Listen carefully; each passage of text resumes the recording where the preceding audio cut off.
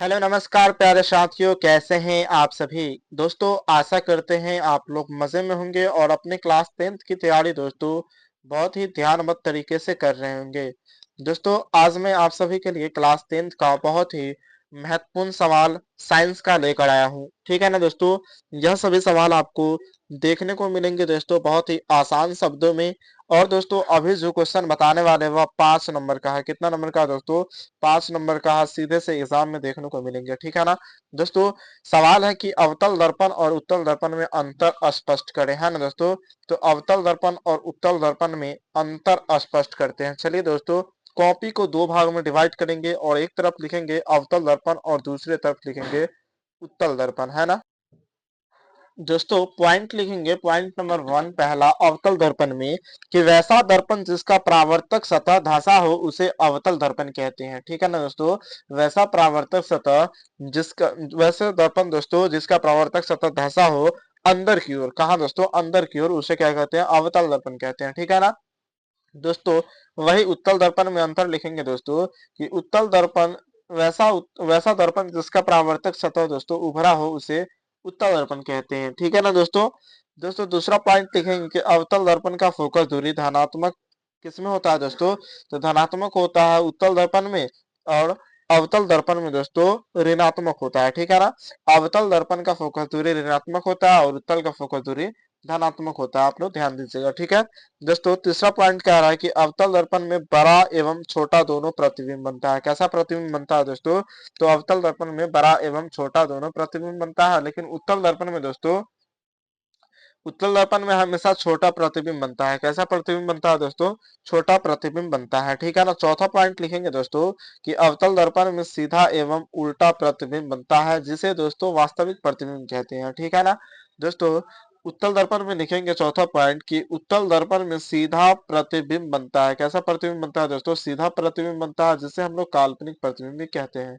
ठीक है। चलिए दोस्तों आगे बढ़ते हैं। दोस्तों अगला सवाल आपके स्क्रीन पे बहुत ही महत्वपूर्ण सवाल है दोस्तों कि अवतल दर्पण को अभिसारी दर्पण क्यों कहते हैं। दोस्तों अवतल दर्पण को अभिसारी दर्पण क्यों कहते हैं? ठीक है ना। अवतल लेंस को अपसारी लेंस कहते हैं, लेकिन दोस्तों अवतल दर्पण को अभिसारी दर्पण क्यों कहते हैं इसके बारे में जानना है दोस्तों। अवतल दर्पण के प्रधान अक्ष के समांतर आ रही प्रकाश की किरणें परावर्तन के बाद दोस्तों क्या होता है? एक बिंदु पर जमा होता है दोस्तों। इसीलिए अवतल दर्पण को दोस्तों अभिसारी दर्पण कहते हैं। ठीक है ना। आई बात समझ में दोस्तों। फटाफट से इस चैनल को सब्सक्राइब करके वीडियो को लाइक कीजिए दोस्तों, और अभी तक वीडियो को शेयर नहीं किया तो फटाफट से शेयर कीजिए दोस्तों। अगला सवाल आपके स्क्रीन पे दिख रहा होगा दोस्तों। कह रहा है कि उत्तल लेंस के किन्हीं चार उपयोग को बताएं। दोस्तों उत्तल लेंस के किन्हीं चार उपयोग के बारे में पूछा गया है। आइए दोस्तों जानते हैं। दोस्तों उत्तल लेंस के किन्हीं चार उपयोग निम्नलिखित हैं। पहला दोस्तों चश्मा बनाने में इसका इस्तेमाल किया जाता है, यानी कि उत्तल लेंस का इस्तेमाल दोस्तों चश्मा बनाने में किया जाता है। उत्तल लेंस का इस्तेमाल दोस्तों सूक्ष्मदर्शी में छोटी वस्तुओं को बड़ा करके देखने के लिए किया जाता है। ठीक है दोस्तों। बात की जाए दोस्तों तो उत्तल लेंस का उपयोग दोस्तों कैमरा के लेंस में इसका इस्तेमाल किया जाता है। कहाँ किया जाता है दोस्तों? कैमरा के लेंस में उत्तल लेंस का उपयोग किया जाता है। दोस्तों उत्तल लेंस का उपयोग घड़ी के साज घड़ी के छोटे छोटे दोस्तों पुर्जे को देखने के लिए उत्तल लेंस का इस्तेमाल किया जाता है ना दोस्तों। बात आई समझ में दोस्तों। चलिए आगे बढ़ते हैं, अगले सवाल की तरफ चलते हैं। दोस्तों अगला सवाल आपके स्क्रीन पे है दोस्तों। बहुत ही महत्वपूर्ण सवाल है दोस्तों आपके क्लास 10th के लिए। कह रहा है दोस्तों कि दिए गए उत्तल एवं दोस्तों अवतल लेंस एवं कांच की एक वृत्ताकार पट्टिका के सतहों को छुए बिना उसकी पहचान कैसे की जा सकती है। दोस्तों यह सवाल 2014 में पूछा गया था कि उत्तल लेंस अगर हम दे दे और अवतल लेंस दे दे, ठीक है ना दोस्तों, और एक वृत्ताकार पट्टी को दे दे दोस्तों, और बगैर छुए आपको महसूस करके बताना है कि कौन सा लेंस है। चलिए दोस्तों जानते हैं कि बगैर छुए कैसे पता कर सकते हैं। दोस्तों उत्तल लेंस एवं अवतल लेंस दोस्तों उत्तल लेंस अवतल लेंस एवं कांच की एक वृत्ताकार पट्टिका के दोस्तों सतहों को छुए बिना उसकी पहचान करने के लिए दोस्तों तीन नमूनों की क्या दोस्तों तीन नमूने की छपाई के अक्षर पर बारी बारी से रखते हैं। क्या दोस्तों? तीन नमूने के छपाई के अक्षर पर दोस्तों बारी बारी से रखते हैं। पहला दोस्तों अगर छपे अक्षर अपने वास्तविक आकार से बड़े दिखाई दे दोस्तों, तो वह उत्तल लेंस होगा, ठीक है ना, क्योंकि उभरा हुआ रहेगा तो उत्तल हो जाएगा दोस्तों, ठीक है ना।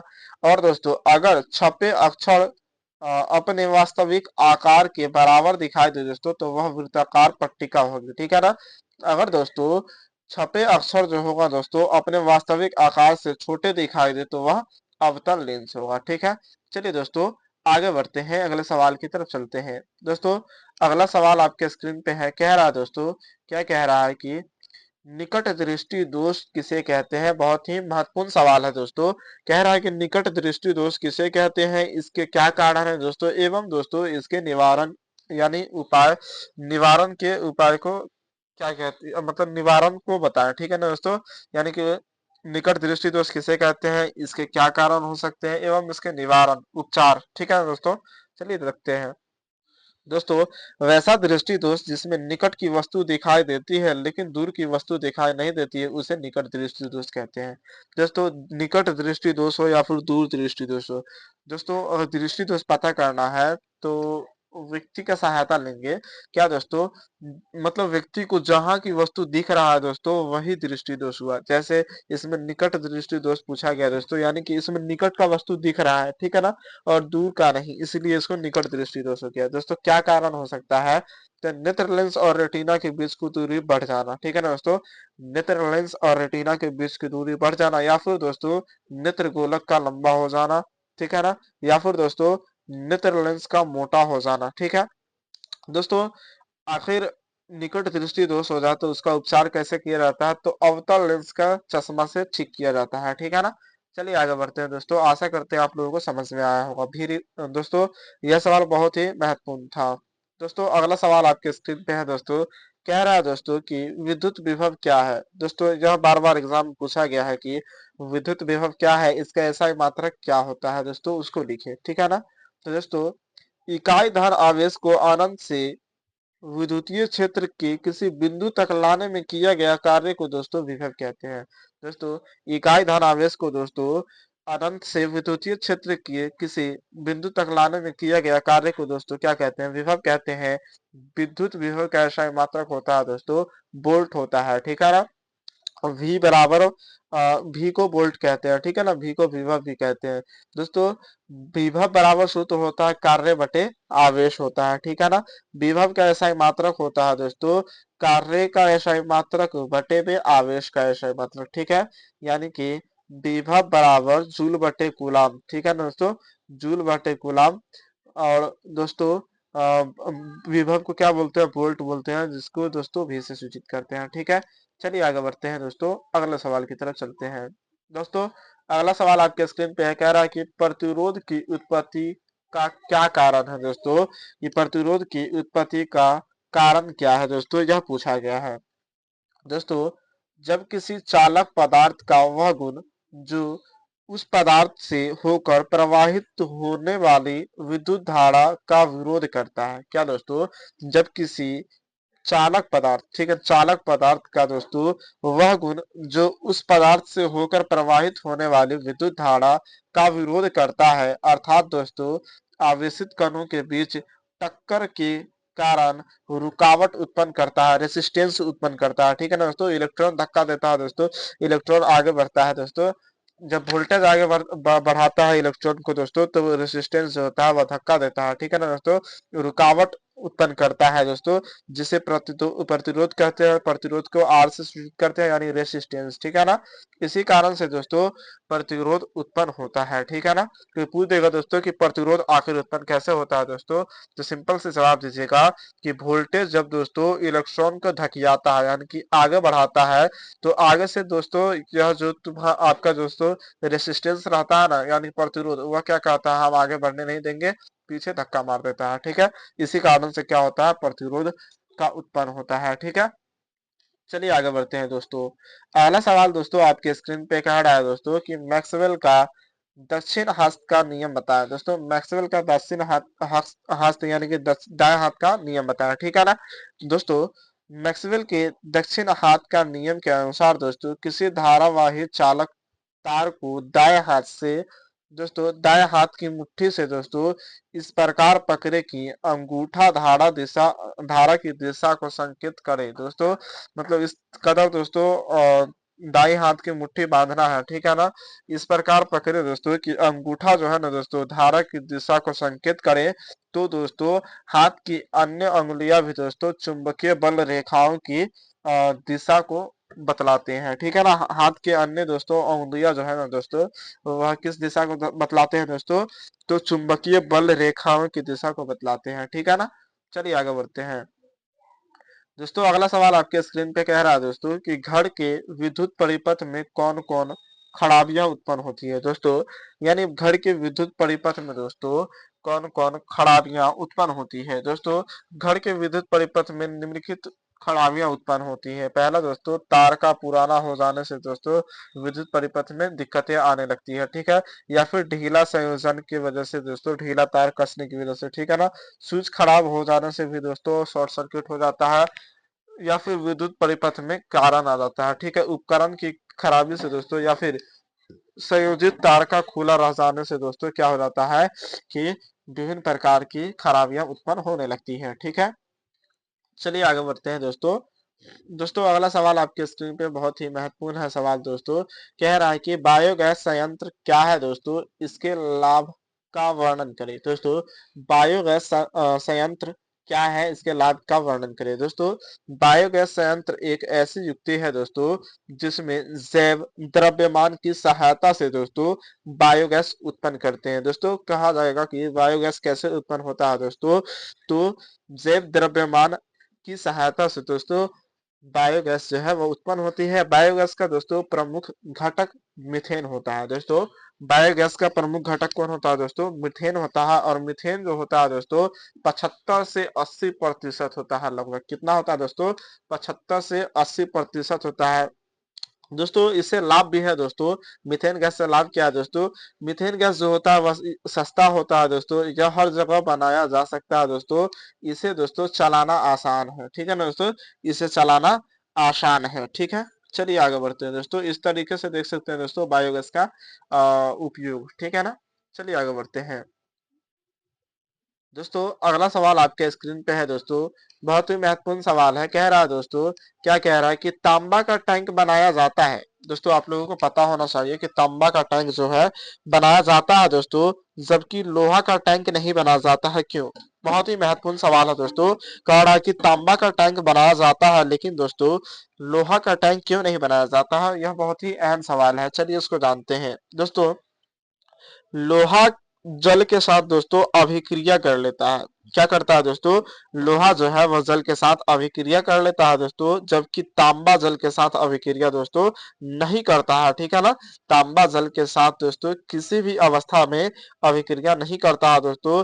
यही कारण है कि तांबा का टैंक बनाया जाता है और लोहा का टैंक नहीं बनाया जाता है। आशा करते हैं आप लोगों को समझ में आया होगा दोस्तों। आशा करते हैं कि आप लोग अभी तक वीडियो को लाइक करके चैनल को सब्सक्राइब कर लिए होंगे और वीडियो को शेयर भी कर दिए होंगे, ठीक है ना। चलिए आगे बढ़ते हैं दोस्तों। अगला सवाल आपके स्क्रीन पे कह रहा है दोस्तों कि दहन के लिए दोस्तों आवश्यक शर्तों को लिखिए। दोस्तों किसी भी चीज को जलाने के लिए, कोई वस्तु को जलाने के लिए दोस्तों हमें क्या क्या चीज का आवश्यकता पड़ेगी, इसके शर्त को लिखने के लिए बोला है दोस्तों। इसके लिए आवश्यक निम्नलिखित शर्तें हैं, ठीक है ना। पहला दोस्तों दहनशील पदार्थ की उपस्थिति। दोस्तों जिस चीज को जलाना है हमको वो चीज पहले होना चाहिए, वह पदार्थ होना चाहिए, ठीक है। दोस्तों दहन के पोषक तत्व की उपस्थिति, यानी कि दोस्तों दहन का सामग्री होना चाहिए जलाने के लिए, ठीक है, जिससे हम लोग जलाएंगे। दोस्तों ज्वलन ताप की प्राप्ति। दोस्तों हमारे पास ज्वलन ताप की भी प्राप्ति होनी चाहिए, माचिस की भी प्राप्ति होनी चाहिए, जिससे हम लोग जला सके, ठीक है ना। यह महत्वपूर्ण 3 चीज होनी चाहिए दहन के लिए, ठीक है। चलिए आगे बढ़ते हैं दोस्तों। अगला सवाल आपके स्क्रीन पे कह रहा है दोस्तों, बहुत ही महत्वपूर्ण सवाल है दोस्तों। कह रहा है कि हमारे दैनिक जीवन में दोस्तों क्या है कि हमारे दैनिक जीवन में पीएच के किन्हीं 5 महत्वों का उल्लेख करें। दोस्तों पीएच का किन्हीं 5 महत्वों का उल्लेख करें दोस्तों। दोस्तों उत्तर लिखेंगे कि दैनिक जीवन में पीएच का महत्व बहुत है, ठीक है। पहला दोस्तों पाचन तंत्र में पीएच का महत्व होता है दोस्तों। पाचन तंत्र में भी पीएच का महत्व होता है।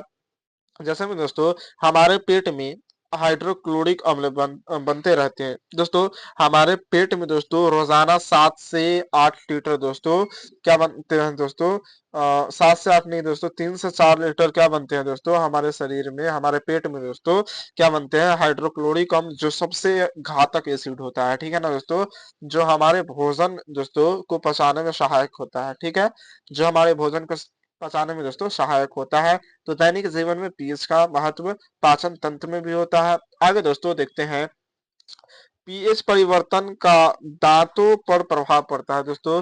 पीएच परिवर्तन का दांतों पर क्या पड़ता है दोस्तों, प्रभाव पड़ता है दोस्तों, जब मुंह का पीएच दोस्तों 5.5 से कम हो जाता है। किसका दोस्तों, जब मुंह का पीएच मान दोस्तों 5.5 से कम हो जाता है, तब दांत के क्या दोस्तों, दंत वलक, ठीक है ना दोस्तों, क्षतिग्रस्त होने लगता है। यानी कि दोस्तों जब मुंह का पीएच मान 5.5 से कम हो जाता है दोस्तों, तब दांत का दंत वलक जो होता है दोस्तों क्षतिग्रस्त यानी प्रभावित होने लगता है, और हमारे मुंह का लार हल्का दोस्तों क्षारीय होने के कारण दोस्तों कुछ अंश तक दोस्तों अम्ल के उदासीन बना देता है, ठीक है ना, अंश को क्या बना देता है दोस्तों, अम्ल अम्ल को दोस्तों उदासीन बना देता है, किंतु दोस्तों शेष अम्ल जो बचे हुए अम्ल है दोस्तों वह अप्रभावित रह जाते हैं, ठीक है। आगे बढ़ते हैं दोस्तों, अगला देखते हैं पॉइंट दोस्तों। अगला क्या है कि थकान के समय दोस्तों शरीर के मांसपेशियों में अम्ल की उत्पत्ति, दोस्तों थकान के समय दोस्तों शरीर के मांसपेशियों में दोस्तों अम्ल की उत्पत्ति कैसे होता है दोस्तों, शरीर शारीरिक परिश्रम करने से दोस्तों क्या दोस्तों, शारीरिक परिश्रम करने से लैक्टिक अम्ल बनता है। कौन सा अम्ल बनता है दोस्तों, लैक्टिक अम्ल बनता है, ठीक है ना दोस्तों। लैक्टिक अम्ल किसमें पाया जाता है, हम लोग हमें कमेंट करके जरूर बताएं, ठीक है ना। शारीरिक परिश्रम करने से दोस्तों लैक्टिक अम्ल बनता है, जो हमारे शरीर की मांसपेशियों में दोस्तों दर्द और करापन ला देता है, ठीक है ना दोस्तों। लैक्टिक अम्ल किसमें पाया जाता है, दही में। किसमें पाया जाता है दोस्तों, दही में पाया जाता है, ठीक है ना। दही खाने से भी क्या होता है दोस्तों, शरीर में क्या होता है, मांसपेशियों में दर्द होने लगता है और करापन ला देता है, ठीक है ना दोस्तों। चौथा नंबर सवाल है क्या है दोस्तों, कि अम्ल के प्रयोग से दोस्तों बर्तनों के धब्बे को दोस्तों दूर करना है दोस्तों। अम्ल के प्रयोग से बर्तनों के धब्बों को दोस्तों हम लोग दूर कर सकते हैं। चलिए जानते हैं कैसे कर सकते हैं दोस्तों। बर्तन की सतह को नींबू के एक टुकड़े से रगड़कर साफ कर देने से दोस्तों बर्तन की चमक वापस लौट आती है दोस्तों। नींबू के दोस्तों एक टुकड़े से अगर बर्तन को साफ किया जाए तो बर्तन वास्तविक स्थिति में यानी कि पहले जैसी स्थिति में आ जाएगी, ठीक है दोस्तों। इसीलिए दोस्तों ऐसे इसलिए हुआ क्योंकि दोस्तों क्यों हुआ दोस्तों, क्योंकि नींबू के रस में दोस्तों सिट्रिक अम्ल पाया जाता है, यानी सिट्रिक अम्ल रहता है, जिसको क्या करता है दोस्तों साफ कर देता है, जिसके कारण, ठीक है। चलिए आगे बढ़ते हैं दोस्तों। अगला सवाल है दोस्तों आपके स्क्रीन पे, कह रहा है दोस्तों कि अम्ल को तनुकृत करते समय दोस्तों अम्ल को जल में मिलाना चाहिए, ना कि दोस्तों जल को अम्ल में। क्यों दोस्तों, अम्ल को तनुकृत करते समय सावधानी बरतनी चाहिए। अम्ल को जल में मिलाना चाहिए धीरे धीरे, ठीक है, ना कि जल में। पहले अम्ल बाद में जल नहीं दोस्तों, पहले जल उसके बाद अम्ल, ठीक है ना दोस्तों। यही कहा गया है कि अम्ल को जल में मिलाना चाहिए, ना कि जल को अम्ल में। आखिर ये क्यों दोस्तों, जल में अम्ल को घुलने की प्रक्रिया अत्यंत उष्माक्षेपी होता है। कैसा होता है दोस्तों, उष्माक्षेपी होता है, और अम्ल में दोस्तों जल मिलाने पर अत्यधिक उष्मा उत्पन्न होता है। यानी कि अगर अम्ल में दोस्तों जल मिलाते हैं तो उष्मा जो है दोस्तों ज्यादा उत्पन्न होगा, ठीक है ना, जिसके कारण से दोस्तों अम्ल छालक पर छालक कर बाहर आ जाता है दोस्तों, ठीक है ना दोस्तों, छालक बन के बाहर आ जाता है, और दोस्तों हमें जला क्या क्या कर सकता है दोस्तों, प्रभावित कर सकता है, यानी जला सकता है, ठीक है ना। अतः दोस्तों सांद्र अम्ल को दोस्तों तनु करते समय, यानी कि सांद्र अम्ल को तनु तनु का मतलब तो पतला, ठीक है ना दोस्तों, पंचुच्छर, ठीक है, पतला करते समय दोस्तों सावधानी बरतनी चाहिए, ठीक है ना। सांद्र अम्ल की थोड़ी दोस्तों थोड़ी थोड़ी मात्रा जल में डालनी चाहिए। अम्ल को दोस्तों पहले पानी को डालना चाहिए, ठीक है, और अम्ल का ड्रॉप बाय ड्रॉप उसको डालना चाहिए पानी में, ठीक है, यह सावधानी बरतनी चाहिए। चलिए दोस्तों आगे बढ़ते हैं दोस्तों। अगला सवाल आपके स्क्रीन पे कह रहा है दोस्तों कि दो भौतिक गुणों के आधार पर दोस्तों धातु और अधातु में अंतर लिखे। दोस्तों दो भौतिक गुणों के आधार पर धातु और अधातु में अंतर लिखे। दोस्तों पहला लिखेंगे कि धातुओं के तार खींचे जाते हैं। क्या दोस्तों? धातुओं के तार खींचे जाते हैं दोस्तों, अर्थात ये तन्य होती है। क्या होती है दोस्तों? तन्य होती है। लेकिन दोस्तों अधातु तन्य नहीं होती है। ठीक है, पतला होता है कौन? दोस्तों दोस्तों धातु जो होता है वह पतला होता है, लेकिन दोस्तों अधातु पतला नहीं होता है। ठीक है, दूसरा लिखेंगे पॉइंट दोस्तों कि धातु को पीट कर दोस्तों पत्थर बनाया जाता है। दोस्तों धातु को पीट पीट कर दोस्तों पत्थर बनाए जाते हैं, अर्थात दोस्तों आघात वर्धे को दोस्तों क्या है दोस्तों? धातु को पीट कर पत्थर बनाए जाते हैं, अर्थात ये आघात वधार्य होते हैं। ठीक है ना, लेकिन अधातुओं भंगुर होती है। कैसे होते हैं दोस्तों? भंगुर होती है, पीटने पर दोस्तों चूर चूर हो जाती है। दोस्तों आप लोग देखे होंगे दोस्तों, आप लोगों के कल में रहता है वो भंगुर होता है। ठीक है ना दोस्तों, बूंदा लोहा जिसको कहते हैं, वह पीटने पे क्या होता है दोस्तों? चूर चूर हो जाता है। ठीक है, पतला नहीं हो सकता है। ठीक, चलिए आगे बढ़ते हैं दोस्तों, अगले सवाल की तरफ चलते हैं। दोस्तों अगला सवाल आपके स्क्रीन पे कह रहा है दोस्तों, लोहा धातु की प्राप्ति कैसे की जाती है? दोस्तों लोहा धातु की प्राप्ति आखिर कैसे की जाती है? बहुत ही मस्ट भी सवाल है दोस्तों, आइए जानते हैं। दोस्तों लोहा धातु की प्राप्ति हेमेटाइट नामक अयस्क से की जाती है। दोस्तों लोहे धातु की प्राप्ति दोस्तों हेमेटाइट नामक अयस्क से की जाती है। दोस्तों आप लोग फटाफट से हमें लोहा की प्रमुख अयस्क के बारे में बताएं। ठीक है ना दोस्तों, लोहा की प्राप्ति हेमेटाइट नामक अयस्क से की जाती है। इसके अयस्क के साथ एल्युमिनियम का चूर्ण मिलाकर दोस्तों गर्म करने से लोहा धातु की प्राप्ति होती है। ठीक है ना दोस्तों, किसको? तो एल्युमिनियम का चूर्ण। ठीक है ना दोस्तों, एल्युमिनियम का चूर्ण को मिलाकर दोस्तों गर्म करने से लोहा की प्राप्ति होती है। इस अभिक्रिया में दोस्तों एल्युमिनियम का चूर्ण उपचायक क्या दोस्तों? उपचायक यानी कि ऑक्सीकारक का कार्य करता है। ठीक है दोस्तों, Fe2O3 को दोस्तों एल किसके साथ मिलाएंगे दोस्तों? एल्युमिनियम के साथ मिलाएंगे। किसको दोस्तों? एल्युमिनियम के साथ मिलाएंगे तो बनाएगा Fe प्लस में क्या Al2O3 प्लस में ऊष्मा भी स्रावित करेगा। ठीक है, चलिए आगे बढ़ते हैं। दोस्तों अगला सवाल आपके स्क्रीन पे है, कह रहा है दोस्तों कि समावयव क्या दोस्तों? समावयवता किसे कहते हैं? एक उदाहरण दे। दोस्तों समावयवता किसे कहते हैं? एक उदाहरण दे। दोस्तों समान आणविक सूत्र लेकिन दोस्तों विभिन्न संरचना वाले यौगिक संरचनात्मक क्या दोस्तों? संरचनात्मक समावयन कहलाते हैं। ठीक है ना दोस्तों, ये दोनों यौगिक दोस्तों ब्यूटेन के समयावी कहे जाते हैं। दोस्तों ब्यूटेन के दो क्या दोस्तों? समावयवी नॉर्मल ब्यूटेन और आइसोब्यूटेन है। ठीक है ना दोस्तों, ब्यूटेन और आइसोब्यूटेन है। इस गुण को दोस्तों समावयवता कहते हैं। ब्यूटेन का सूत्र होता है दोस्तों C4H10 होते हैं। ठीक है ना दोस्तों, किसका सूत्र? ब्यूटेन का सूत्र जो होता है दोस्तों C4H10 होते हैं। नॉर्मल ब्यूटेन और दोस्तों आइसो ब्यूटेन। ठीक है ना, आप लोग देख सकते हैं दोस्तों क्या दोस्तों यहाँ पर संरचना बनाया गया है दोस्तों, यह बनाया गया है नॉर्मल ब्यूटेन का और ये जो बनाया गया दोस्तों आइसो ब्यूटेन का। ठीक है ना दोस्तों, चलिए आगे बढ़ते हैं, अगले सवाल की तरफ चलते हैं। दोस्तों अगला सवाल है कि नाइट्रोजन यानी नाइट्रोजन की परमाणु संख्या 7 तथा दोस्तों फास्फोरस की परमाणु संख्या 15 है। दोस्तों 15 का इलेक्ट्रॉनिक विन्यास लिखे। इसमें दोस्तों कौन सा तत्व अधिक विद्युत ऋणात्मक होगा? यह सवाल किया गया है। दोस्तों कहेंगे दोस्तों कि तत्वों में इलेक्ट्रॉनिक विन्यास यानी कि N नाइट्रोजन 7 है। दोस्तों कितना है? 7 है। दोस्तों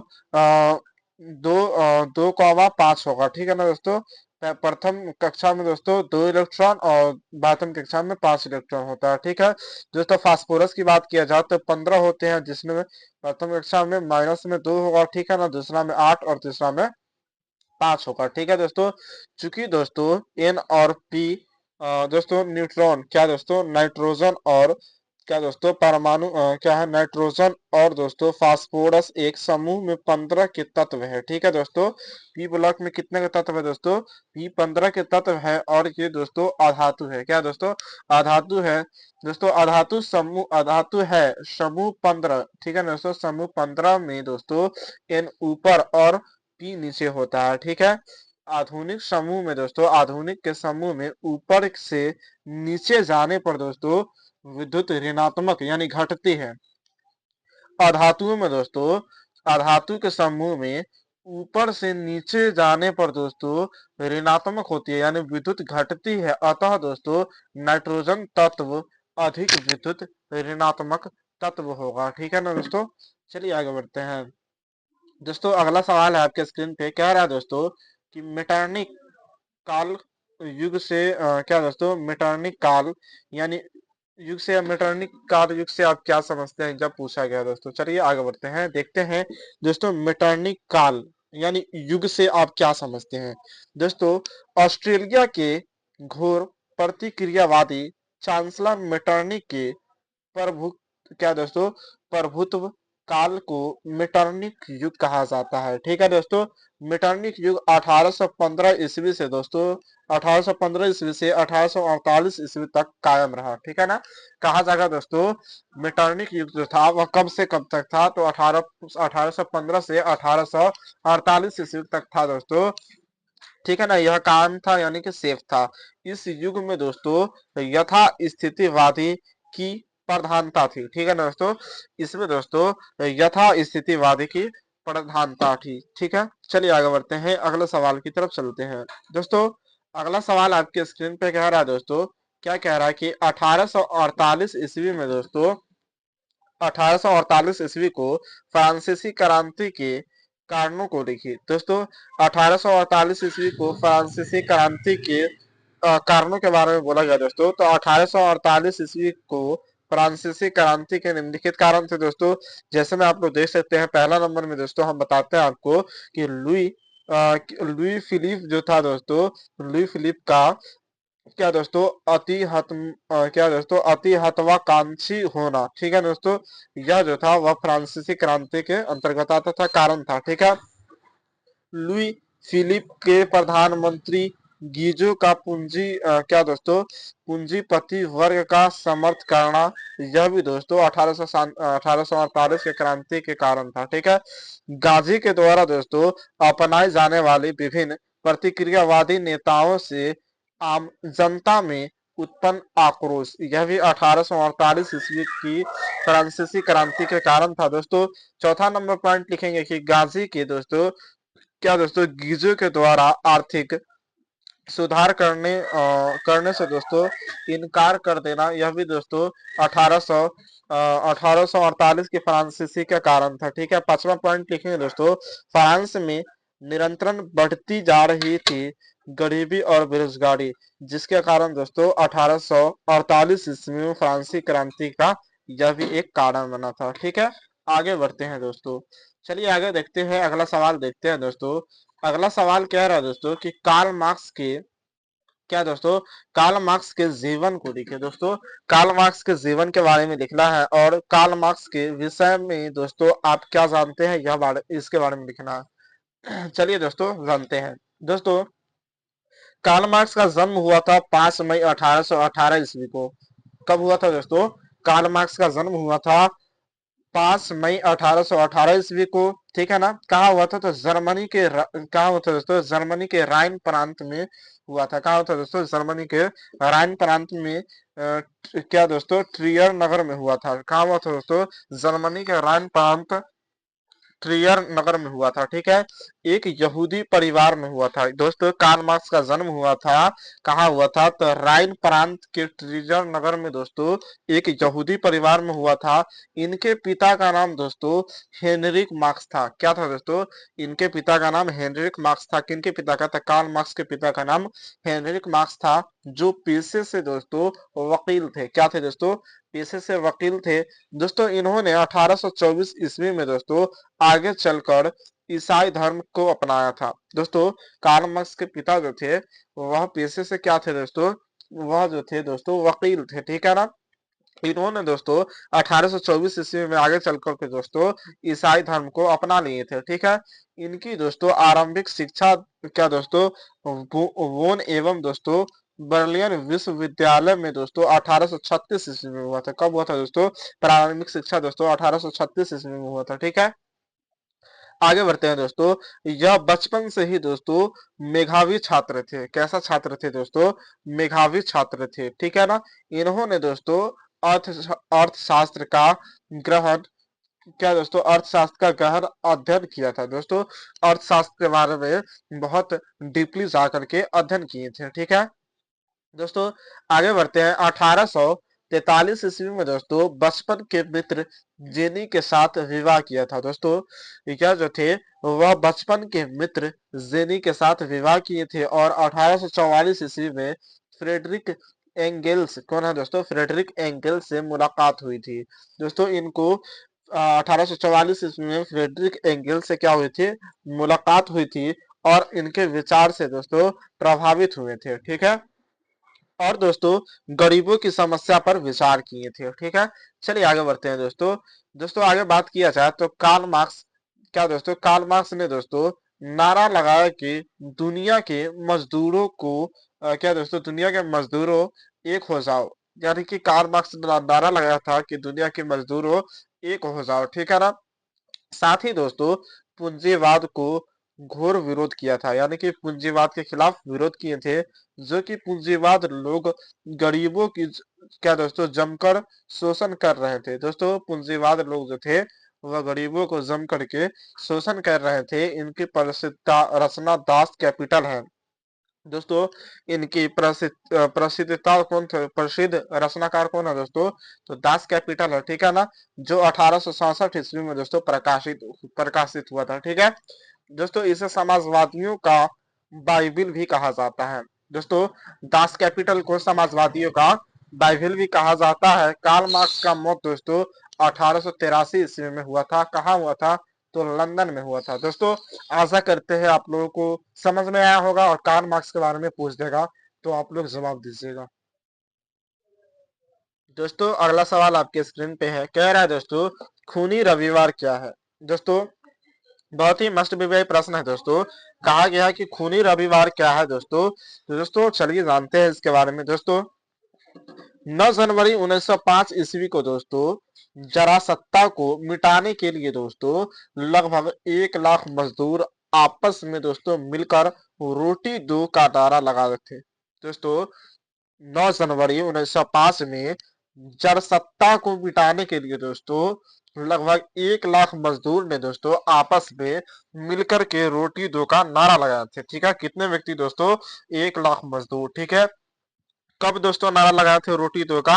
9 जनवरी 1905 ईस्वी में। ठीक है, किस सत्ता के लिए दोस्तों? तो जाट सत्ता के लिए। ठीक है, जाट सत्ता को मिटाने के लिए दोस्तों नारा लगाते हुए दोस्तों राजा के सेंट क्या दोस्तों राजा के सेंट पीट स्वर्ग महल की ओर दोस्तों जा रहे थे। ठीक है ना दोस्तों, कौन लोग जा रहे थे? तो मजदूर लोग जा रहे थे नारा लगाते हुए कि क्या दें? रोटी दो रोटी दो। ठीक है ना दोस्तों, इस नारा को लगाते हुए राजा के महल से जा रहे थे। ठीक है ना दोस्तों, जिनकी सूचना दोस्तों मिलते ही राजा ने सैनिकों को निहत्थे लाट क्या दोस्तों निहत्थे लोगों पर गोली चलाने का आदेश दे दिया।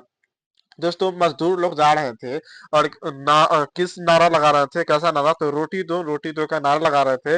यह सूचना राजा को पहुंचते ही निहत्थों लोगों को दोस्तों गोली चलाने का आदेश दे दिया गया। ठीक है दोस्तों, जिससे हजारों हजारों की संख्या में दोस्तों लोगों की मौत हो गई। ठीक है दोस्तों, और यह घटना दोस्तों किस दिन हुआ था दोस्तों? तो रविवार के दिन हुआ था। इसीलिए दिन रविवार को घटा था। यह घटना कब घटा था दोस्तों? रविवार के दिन घटा था, जिसके कारण दोस्तों इसे खूनी रविवार कहा जाता है। ठीक है, इसे दोस्तों लाल रविवार भी कहा जाता है। ठीक है, खूनी रविवार को लाल रविवार भी कहा जाता है। यह आंदोलन दोस्तों खूनी रविवार के नाम से जाना जाता है। दोस्तों आशा करते हैं आप लोगों को समझ में आया होगा।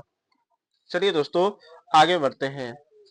दोस्तों अगला सवाल आपके स्क्रीन पे है। कह रहा है दोस्तों कि हिंद चिन्ह का क्या अर्थ है? दोस्तों हिंद चिन्ह का क्या अर्थ है? बहुत ही मस्ट बी सवाल है दोस्तों।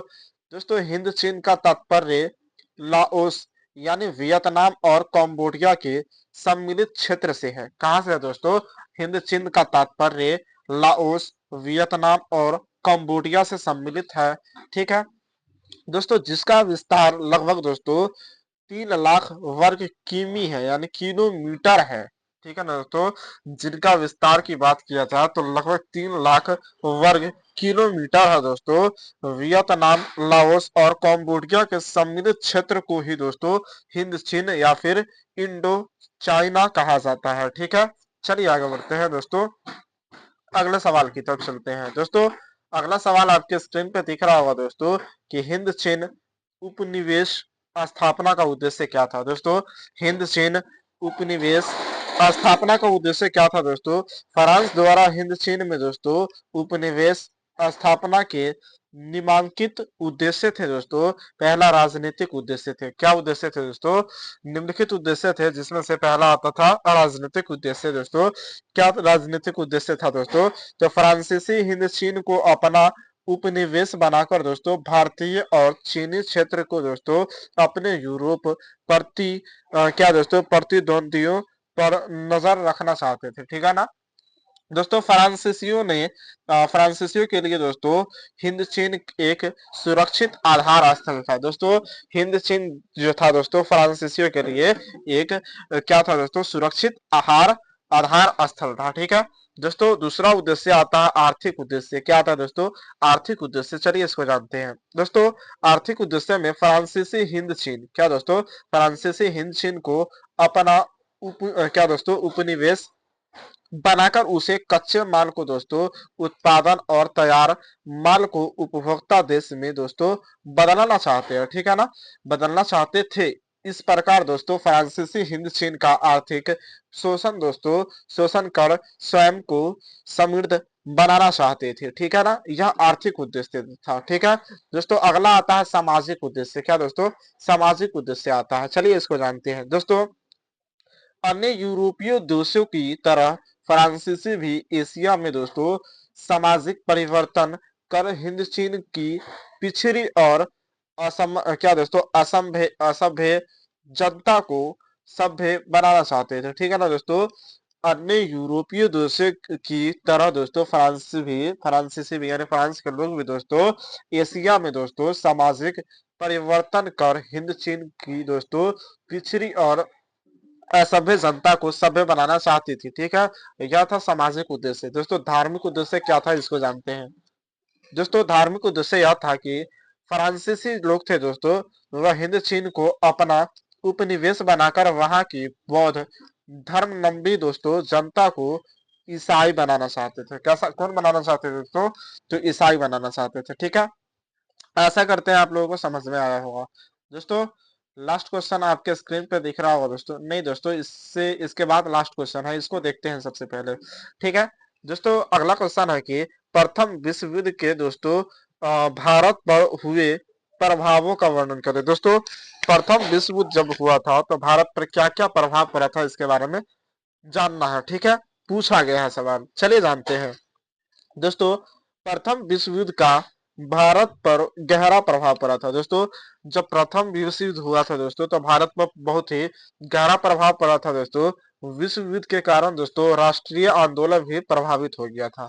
ठीक है दोस्तों, ब्रिटेन ने भारतीय नेताओं की सहमति लिए बिना ही दोस्तों भारत को युद्ध में क्या कर दिया था दोस्तों? घसीट लिया था। ठीक है ना, बिना इजाजत लिए भारत को क्या कर दिया दोस्तों? युद्ध में घसीट लिया था। कांग्रेस दोस्तों उदारवादियों और भारतीय क्या दोस्तों रजवाड़ों ने दोस्तों इस उम्मीद से अंग्रेजी सरकार को दोस्तों समर्थन दिया कि युद्ध के बाद दोस्तों उन्हें स्वराज की प्राप्ति होगी। ठीक है तो दोस्तों, जैसा कि अंग्रेज ने दोस्तों आश्वासन दिया था, परंतु दोस्तों ऐसा नहीं हुआ। ठीक है ना, आश्वासन दिया था दोस्तों, कौन दिया था? अंग्रेज दिया था, लेकिन परंतु ऐसा नहीं हुआ। ठीक है, प्रथम विश्व युद्ध ने दोस्तों भारतीय अर्थव्यवस्था को दोस्तों क्या किया था? अव्यवस्थित कर दिया था दोस्तों, जिससे जनता लोग जो थे दोस्तों, जनता की स्थिति काफी बदतर हो गई थी। ठीक है ना, बहुत ही बिगड़ गई थी। दोस्तों विश्व युद्ध का दोस्तों प्रभाव राजनीतिक गतिविधियों पर भी पड़ी थी। ठीक है, विश्व युद्ध का दोस्तों राजनीतिक गतिविधियों पर भी पड़ा था। ठीक है ना, और यहाँ के लोगों पर भी पड़ा था। ठीक है दोस्तों, विश्व युद्ध के दौरान दोस्तों क्रांतिकारी की गतिविधियां दोस्तों काफी बढ़ गई थी तथा दोस्तों राष्ट्रवादी आंदोलन को बल मिला था। ठीक है, राष्ट्रवादी आंदोलन को क्या मिला था? बल मिला था। आशा करते हैं दोस्तों प्रथम विश्व युद्ध के भारत पर हुए प्रभाव के बारे में आप लोगों को समझ में आ गया होगा। चलिए दोस्तों, अगला सवाल देखते हैं। लास्ट सवाल है दोस्तों। सवाल कह रहा है दोस्तों कि जलियांवाला बाग हत्याकांड दोस्तों, जलियांवाला बाग हत्याकांड से आप क्या समझते हैं, इसके बारे में पूछा गया है दोस्तों। बहुत ही अहम रखता है आपके एग्जाम के लिए, तो चलिए जानते हैं दोस्तों। जलियांवाला बाग हत्याकांड कब हुआ था दोस्तों? 13 अप्रैल दोस्तों 1919 ईस्वी को हुआ था। कब हुआ था दोस्तों? 13 अप्रैल 1919 ईस्वी को हुआ था। ठीक है ना, कहाँ हुआ था? तो पंजाब के अमृतसर में हुआ था। कहाँ हुआ था दोस्तों? पंजाब के अमृतसर शहर में यह घटना घटा था। ठीक है दोस्तों, रॉलेट एक्ट भारत के दो महान क्रांतिकारी नेता डॉक्टर सत्यपाल मलिक एवं दोस्तों सैफुद्दीन किलचू, क्या दोस्तों? सैफुद्दीन किचलू को 9 अप्रैल 1919 ईस्वी को दोस्तों गिरफ्तार कर लिया गया था। कब किया गया था दोस्तों? 9 अप्रैल 1919 ईस्वी को दोस्तों किचलू और सैफुद्दीन किचलू को दोस्तों, और किनको? तो डॉक्टर सत्यपाल मलिक को दोस्तों 9 अप्रैल 1919 ईस्वी को गिरफ्तार कर लिया गया था, जिसके कारण दोस्तों पूरे देश में खलबली मच गई थी। ठीक है, यह दो इंसान को गिरफ्तार कर लेने से दोस्तों पूरे देश में खलबली मच गई थी। पहला का नाम है दोस्तों डॉक्टर सत्यपाल मलिक, दूसरा का सैफुद्दीन किचलू। ठीक है दोस्तों, इस बात को लेकर दोस्तों भारत की जनता ने आपस में मिलकर 13 अप्रैल को दोस्तों बैसाखी के दिन दोस्तों जलियांवाला बाग में दोस्तों एक सभा का आयोजन रखा था। दोस्तों बैसाखी के दिन दोस्तों जलियांवाला बाग के एक सभा का आयोजन रखा था दोस्तों, जिसमें 20,000 व्यक्ति शामिल हुए थे। दोस्तों जलियांवाला बाग हत्याकांड के सभा में 20,000 लोग शामिल हुए थे दोस्तों। इसी समय दोस्तों जनरल डायर नामक एक अंग्रेज अफसर आया। दोस्तों जनरल डायर नामक एक अफसर आया था और एकमात्र प्रवेश द्वारा दोस्तों घेर लिया। ठीक है ना, सभी जनता को क्या कर लिया था दोस्तों? घेर लिया। उसने बिना कोई चेतावनी दिए दोस्तों सभा में उपस्थित निहत्थी जनता पर गोलियां चलाने शुरू कर दी। ठीक है ना दोस्तों, जनरल डायर जो थे दोस्तों वह बिना किसी चेतावनी को दिए हुए दोस्तों लोगों पर क्या करना शुरू कर दिए? गोलियां चलाना शुरू कर दिए। ठीक है ना दोस्तों, और 20,000 व्यक्ति थे, आप लोग सोच सकते हैं दोस्तों। इस घटना में दोस्तों करीब हजारों की संख्या में दोस्तों लोग मारे गए थे और लगभग दोस्तों 2,000 लोग घायल हो गए थे। क्या दोस्तों? 2,000 लोग घायल हो गए दोस्तों। कहा जाता है कि दोस्तों इस बाग में खून की नदियां बह गई थी। दोस्तों इस बाग में खून की नदियां बह गई थी और अत्याचार की दोस्तों हद हो गई थी। दोस्तों अत्याचार की तो तब हद हो गई दोस्तों, और मनुष्यता का उल्लंघन कर दोस्तों कर दी गई थी। ठीक है ना दोस्तों, जब पंजाब में दोस्तों फौजी कानून यानी कि मार्शल लॉ लगा दिया गया था। दोस्तों जब निहत्थे को गोली चला दी गई थी 20,000 दोस्तों 20,000 लोगों में से 2,000 लोग घायल हो गए दोस्तों, 2,000 लोग मारे गए थे दोस्तों।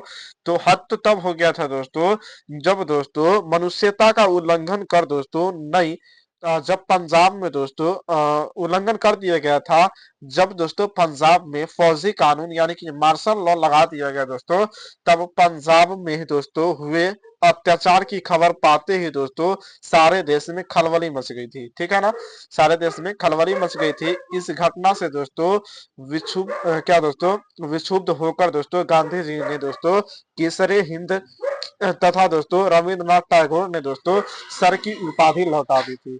समझ में आया दोस्तों? आशा करते हैं आप लोगों को यह समझ में आ गया होगा दोस्तों। फिर मिलते हैं नेक्स्ट वीडियो में दोस्तों, तब तक के लिए आप लोग क्लास 10 की तैयारी कीजिए दोस्तों, और यह सभी सवाल को दोस्तों एक बार फिर से आप लोग देख लीजिएगा, चूंकि ज्यादा समझ में आया है ना दोस्तों। तो फिर मिलते हैं दोस्तों नेक्स्ट वीडियो में, तब तक के लिए बाय, धन्यवाद। और अपने क्लास 10 की तैयारी आप लोग ध्यानबद्ध तरीके से कीजिए दोस्तों। जय हिंद दोस्तों।